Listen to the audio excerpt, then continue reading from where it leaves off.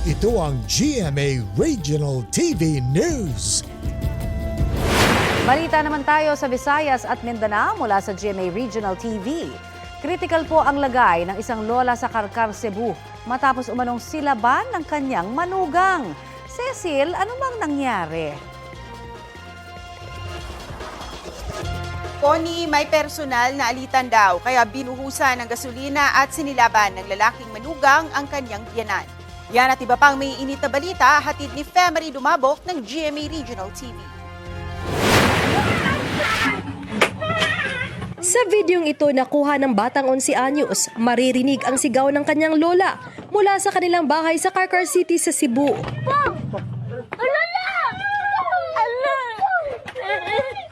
Hindi nakita sa video pero nasusunog na pala noon ang 84 anyos na lola matapos umanong buhusan ng gasolina at silaban ng ama ng bata. Bago ang insidenteng yan, makikita pa ang biktima na naglalaba habang kinakausap ng sospek. Hinahanap ng sospek ang asawa niyang hindi na umuwi sa kanilang bahay sa Minglanilla, Cebu noon pang December 16. Nakuha sa cellphone papa na ko, iyagyatag na videoan daw yung lula.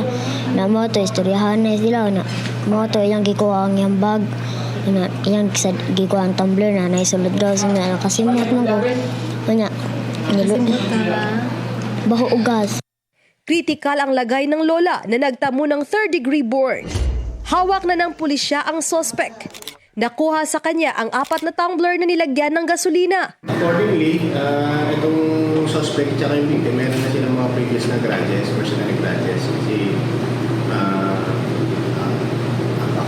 ayon pa sa ating suspect, binibrainwash niya daw ng lola yung asawa niya.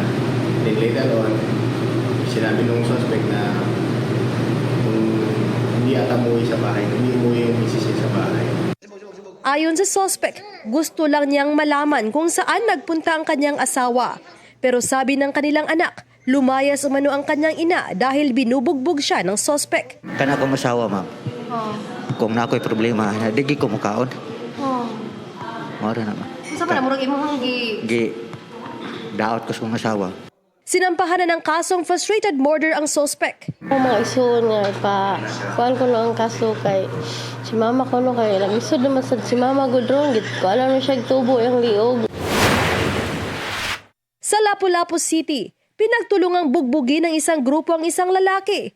Sinubukang pumagitna ng isang gwardya, pero sa dami ng mga sospek, hindi niya sila nabuwag.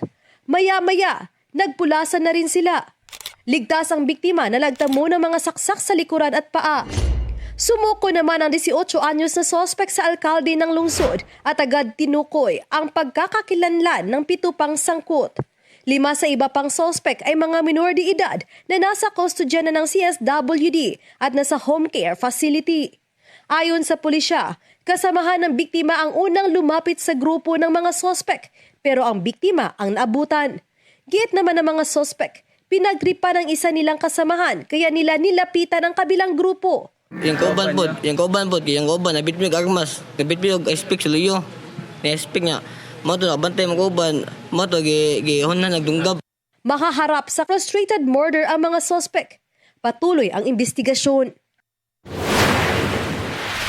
Nagkarambola ang 5 sasakyan sa Manolo Fortich, Bukidnon. Ayon sa Manolo Fortich Police, binabaybay ng 10-wheeler ang National Highway, Pacagayan de Oro City nang biglang mawala ng kontrol ang driver nito. Bumangga ito sa isang motorsiklo, isang freezer van at isang pickup truck. Nadamay rin ang isang nakaparadang elf truck. Patay ang driver ng freezer van.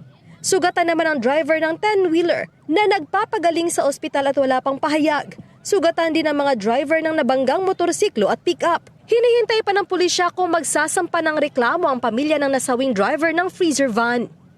Femery Dumabok ng GMA Regional TV. Nagbabalita para sa GMA Integrated News.